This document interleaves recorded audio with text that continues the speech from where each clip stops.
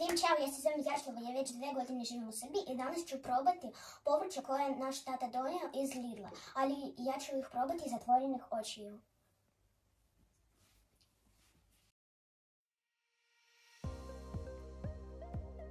Šta je ovo?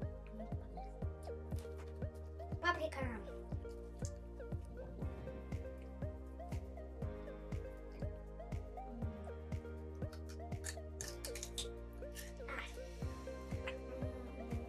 Seler. Šta je to? Nešto.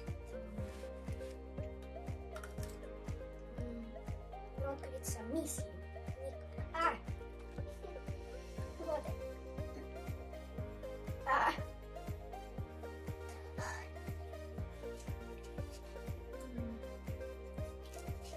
Vanilni krastavac.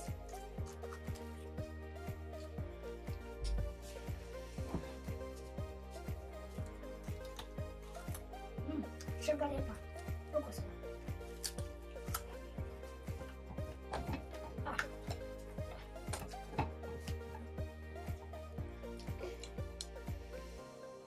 Šta je to?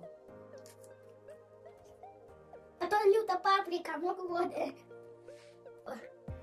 Neću nikad probati više ljutu papriku.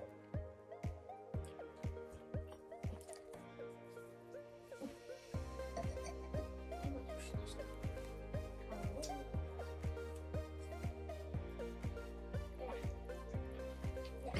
Odvratno stvar. Mislim da je to avokado. Nekad mi ću probati ovo, ovo ću. Mogu nešto ukusnije, molim te.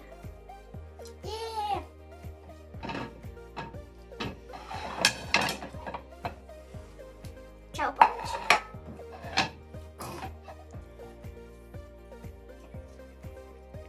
Pretplatite se na moj kanal, lajkujte video, čao!